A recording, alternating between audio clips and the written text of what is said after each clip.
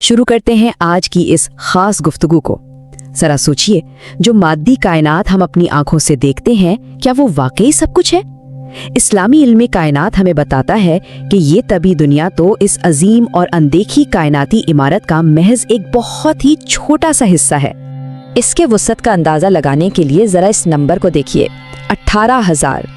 इब्तिदाई अदवार के अजीम उलमा जैसे हज़रत अबुल आलिया रहमतुल्लाह का कहना है कि अगर पूरी इंसानियत को मिलाकर महज एक दुनिया मान ली जाए और इसी तरह तमाम जिन्नात को एक और दुनिया, तो भी वजूद में कम अज़ कम 18,000 मज़ीद अवालिम मौजूद हैं।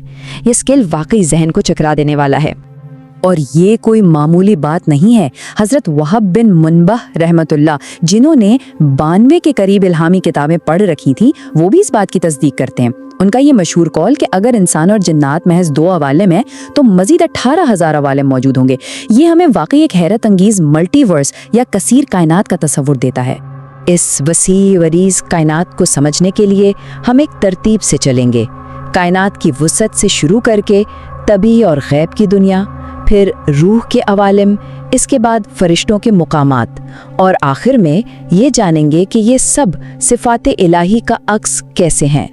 तो आइए अपने सफ़र की शुरुआत करते हैं बिल्कुल ग्राउंड फ्लोर से, यानी तबी और गैब की दुनिया से, जहां मादी और पोशीदा दुनियाएं एक साथ चलती हैं।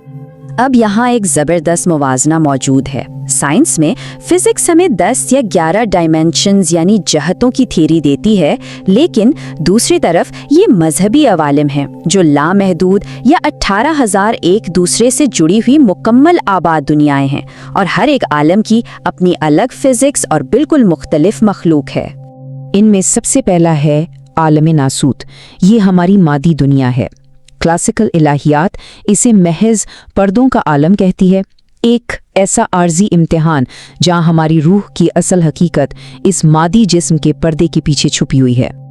लेकिन जैसे ही हम उससे बिल्कुल मुत्तसिल आलम जिन्नात की तरफ जाते हैं, फिजिक्स के कवानीन यकसर बदल जाते हैं। हमारी दुनिया में आवाज़ हवा के जरिए 340 मीटर पर सेकंड की रफ्तार से सफ़र करती है, ठीक है, लेकिन वहाँ आवाज़ प्लाज्मा जैसी तवानाई में गूंजती है। और वक्त का तो ये हाल है कि जहाँ एक इंसान 18 साल में बड़ा हो जाता है, वहाँ एक वजूद 40 साल तक तो सिर्फ अपनी माँ की निगहदाश्त में रहता है।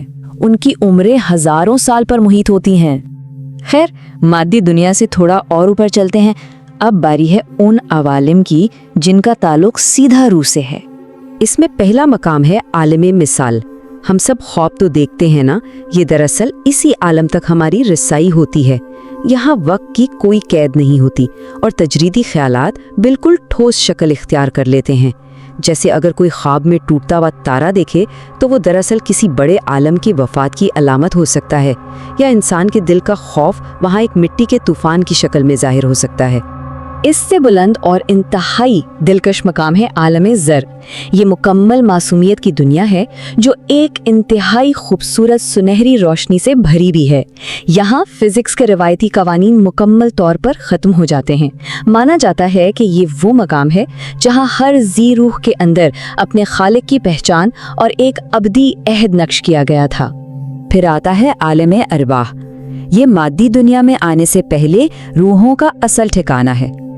जरा तसव्वुर करें एक रोशनी का समंदर जहां रूहें बगैर किसी लफ्ज के एक मुकम्मल खामोशी में एक दूसरे से राब्ता करती हैं। यहाँ वक्त इस कदर मुख्तलिफ है कि लाखों साल महज एक लम्हे की तरह गुजर जाते हैं, और रूहों के दरमियान वो गहरे रिश्ते बनते हैं जो फिर मादी दुनिया में भी कायम रहते हैं।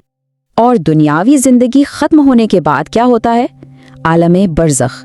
ये मौत के बाद की एक इंतजार गाह है।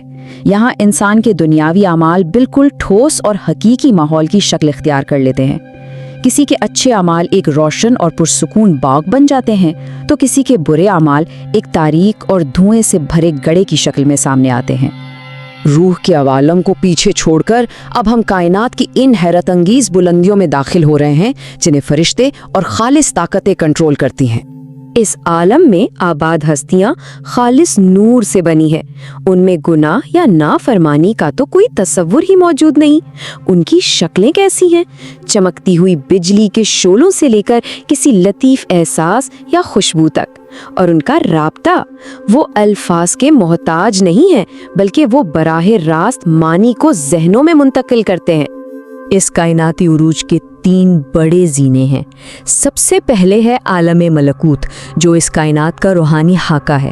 پھر اس سے اوپر ہے عالم جبروت، جہاں طاقت اور جلالت بھرے احکامات اور تخلیق کی لہریں موجود ہیں۔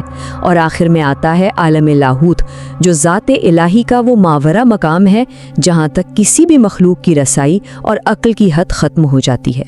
عالم جبروت کتنا وسیع ہے، ذرا اس بات پر غور کریں کہ روایات کے مطابق اس عالم میں نہر الحیوان یعنی زندگی اور روحوں کا ایک دریا بہتا ہے۔ یہاں حضرت جبرائیل علیہ السلام جیسے عظیم فرشتے اپنی حقیقی شان میں ظاہر ہوتے ہیں، جن کے 600 پر اتنے وسیع ہیں کہ جب وہ انہیں پھیلاتے ہیں تو پورا کائناتی افق ان کے سائے میں آ جاتا ہے۔ تو اس سارے سفر کا اور ان عوالم کا اصل مقصد کیا ہے، یہ جاننا انتہائی ضروری ہے۔ 10ویں صدی کی ایک بہت ہی خوبصورت روایت اس کا واضح جواب دیتی ہے۔ اس میں کہا گیا ہے، میں ایک چھپا ہوا خزانہ تھا، میں نے چاہا کہ پہچانا جاؤں تو میں نے مخلوق پیدا کی۔ یعنی یہ تمام 18,000 عوالم دراصل خالق کی اسی خواہش کا نتیجہ ہیں کہ اس کی ذات اور اس کی صفات کو پہچانا جائے۔ اب ذرا اس ٹیبل کو دیکھیں۔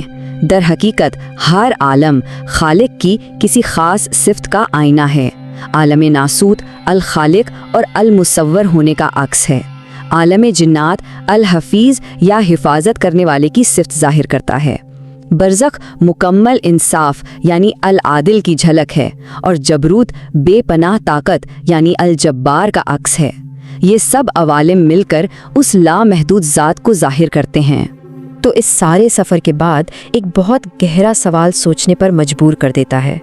اگر یہ پوری حقیقت دراصل 18,000 ایک دوسرے پر چڑھے پردوں اور متوازی عوالم سے مل کر بنی ہے، تو ذرا سوچئے ہمارا انسانی ذہن اپنے ان تمام احساسات، خوابوں اور شعور کے ساتھ اس وقت حقیقت کے کس عالم میں سفر کر رہا ہے؟ کیا ہم محض ایک مادی پردے تک محدود ہیں، یا ہمارا شعور پہلے ہی ان عوالم کی سرحدوں کو پار کر رہا ہے؟